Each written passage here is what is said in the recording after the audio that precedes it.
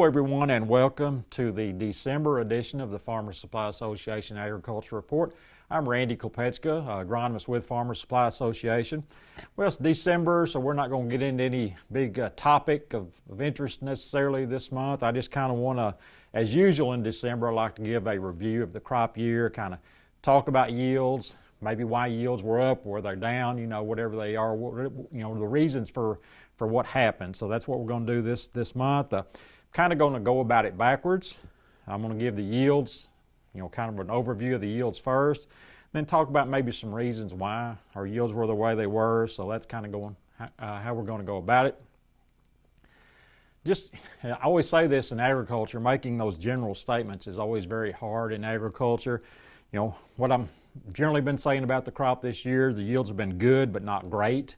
It's not been a terrible crop, but it's, we certainly have had better before.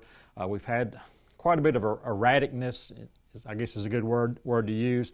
Our rice crop, we've had some really good yields in a lot of places, but then you'll talk to somebody and not necessarily their whole crop, but they've got, certain fields in there that just are certain planting dates or whatever that really fell on their face and were not good at all.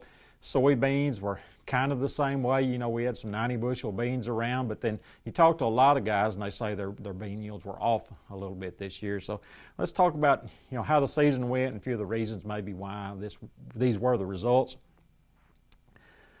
Planting, I think some of the reasons for some of our issues came from planting.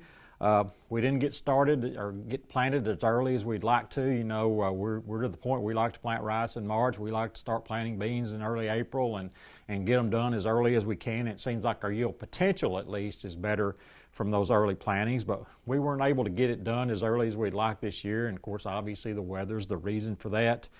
Quite a bit of rainfall and during that period.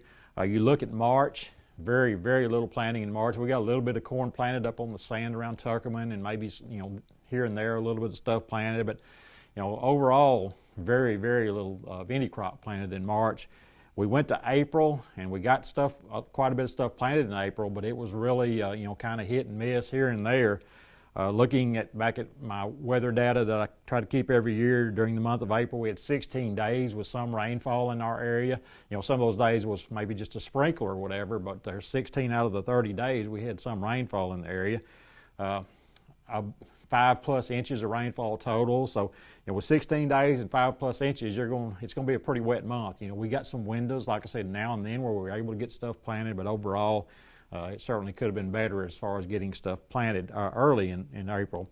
We go to May, and May really starts out the same way. About the first 20 days or so of May, we just had a continuation of that weather pattern with quite a few rainy days. In May, we actually had another 16 days with rainfall, and it was not as heavy. We probably had 3 to 4 inches total in May, but still, just hard to dry out when you have that many days with cloud cover and rain. So finally, about the 20th of May, things started getting a lot warmer and drier.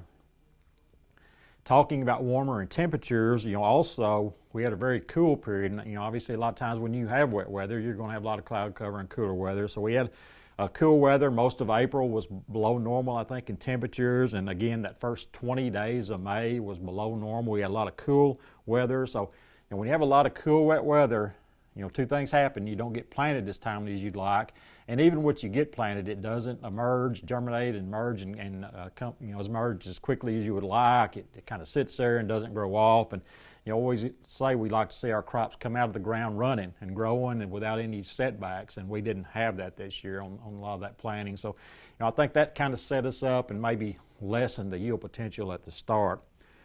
Just specifically rice and soybeans. We've talked a little bit about this in my past couple of programs. In rice, some weather issues here and there. It wasn't a bad overall weather year, but we had just some issues here and there.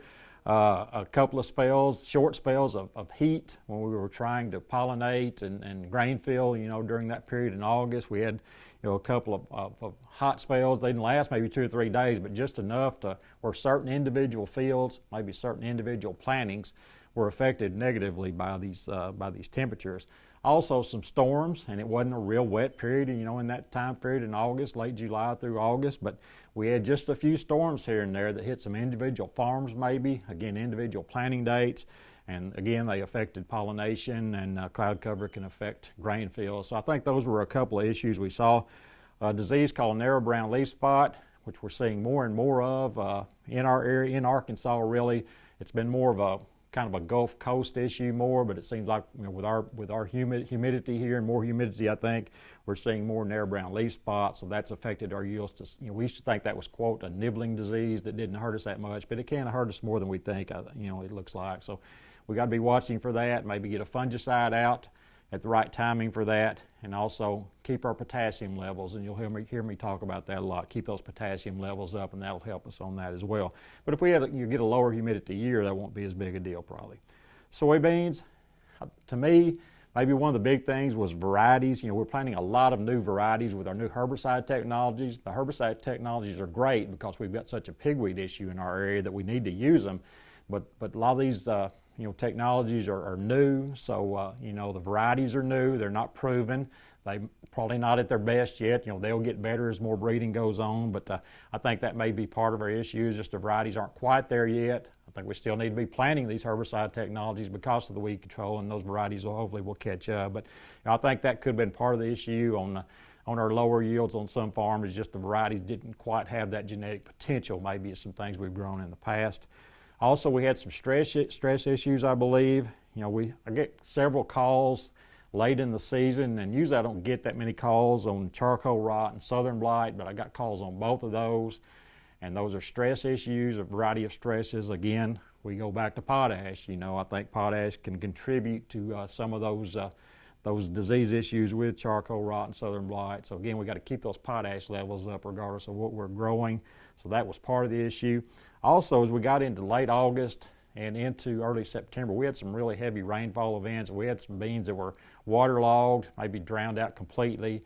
So with that oxygen depletion and the waterlogging of the soil, that really affected some of those beans, especially some of those later beans that were, you know, not mature at that point, and a lot of them weren't obviously at that point. So that can obviously affect yields. You know, your high side of the field, you know, that drains well, you may have had good beans, and then those lower areas, you know, lower yields or no yields depending on how much water you had. So I think those were some of the issues we saw this year, and you know, looking forward to 2021 and hopefully a good year with that, but we'll see how that goes about. It's always interesting to get into a new year and see how it unfolds. So I'd like to wish all the Farmer Supply customers and really everybody out there a Merry Christmas and a Happy New Year, and we certainly look forward to serving our Farmer Supply customers in 2021.